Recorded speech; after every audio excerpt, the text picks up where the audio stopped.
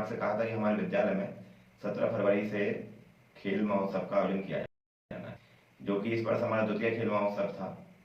और क्या खेल महोत्सव हुआ, मैं कल्पना से काफ़ी बेहतर। मुझे बताते हुए बड़ी खुशी हो रही है कि सभी खिलाड़ियों ने, सभी बच्चों ने, सभी साथियों ने जिस तरीके से सहयोग किया, जिस तरीके से पार्टिसिपेट किया और जिस तरीके से एक दूसरे के साथ वो खेल देखकर आनंद आ गया। सभी विद्यार्थी एक दूसरे के साथ खेल की भावना को बनाते हुए, एक दूसरे का सहयोग करते हुए, लीडरशिप का बेहतरीन नमूना, बेहतरीन प्रदर्शन, बेहतरीन तरीके से सामंजस्य देखकर ऐसा लगा कि ये छोटे छोटे बच्चे ये क्या कर रहे हैं, इतने बड़े काम ये कैसे कर रही, किस तरीके से हमारे आयोजन की शुरुआत हुई। तो चलिए सबसे पहले मैं आपको बताता हूँ कि जैसे ही सुबह 10:30 बजे हमारे विद्यालय में बच्चों ने खेल महोत्सव की शुरुआत की, तो सभी ने जय बाकी बोलकर खेल का शुभारंभ किया। और जैसा कि आप सबको ज्ञात था कि 4 टीमें हैं हमारे खेल प्रतिस्पर्धा में। पहली टीम है HR टीम, दूसरी टीम है SV टीम, तीसरी टीम है SS टीम और चौथी टीम है DK टीम। सभी टीम में 7-7 खिलाड़ियों को रखा गया है।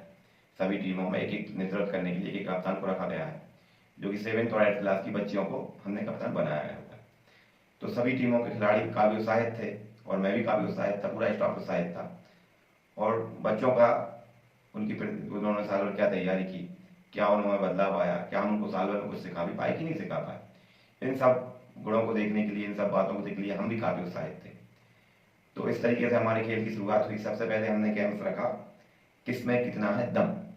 इसमें क्या करना होता है कि 2 गोले बनाने होते हैं।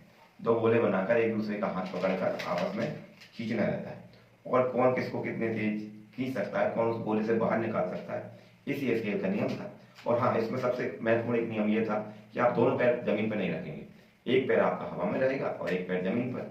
जैसे कि हम लंगड़ी खेलते हैं ना गाँव में, सेम उसी तरीके से खड़े होकर एक दूसरे का हाथ पकड़कर आपको खींचना है। आप इस गोले से बाहर जा सकते हैं कि आप उसको खींच सकते हैं। और किस उत्साह के साथ खिलाड़ियों ने इसमें भाग लिया और एक दूसरे के साथ पूरी ताकत के साथ, पूरी दृढ़ता के साथ में इस खेल को खेलते हुए आनंद लिया। और इसके बाद में हमारा दूसरा खेल था कि कौन है फिट। इस खेल में क्या करना रहता था, हमें 10 गिलास लाइन से जमा देना रहता था और एक सामने रखना रहता था टब, और चारों टीम के खिलाड़ी को आकर उसमें पार्टिसिपेट करना रहता था। तो 2 खिलाड़ी एक साथ खेल सकते थे, और जो 10 गिलास आपके जमे हैं उन 10 गिलासों को उठाकर उस टब में भरना है, और जो भी खिलाड़ी उस टब में पहले वो गिलास भर देगा 2 पॉइंट मिल जाएंगे। इस तरीके से हुआ।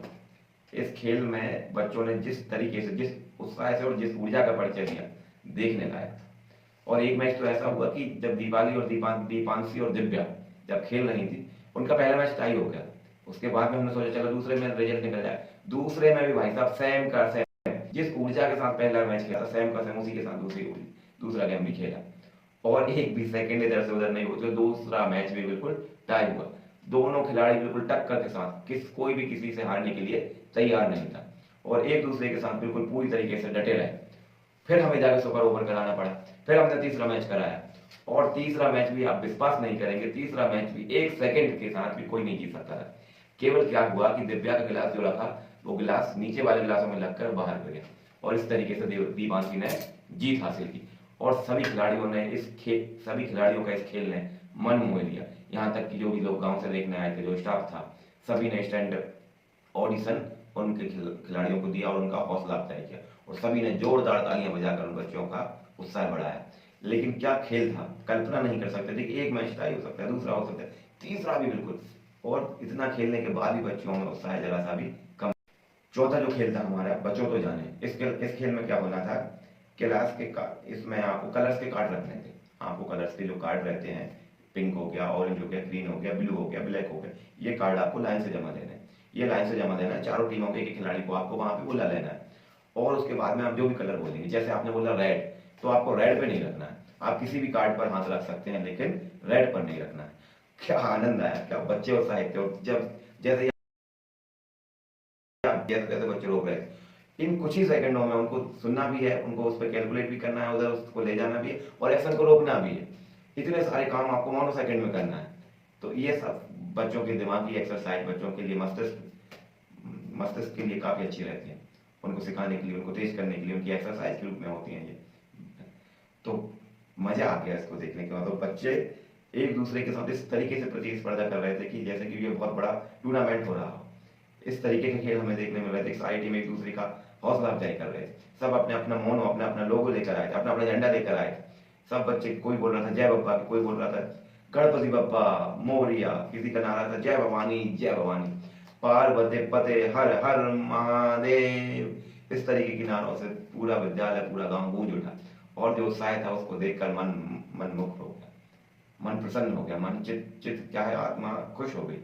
बच्चों को हमें लगा कि हमने साल भर कुछ तो मेहनत की है, बच्चों को कुछ तो सिखाया है। बच्चा होना कोई बच्चों का खेल नहीं है।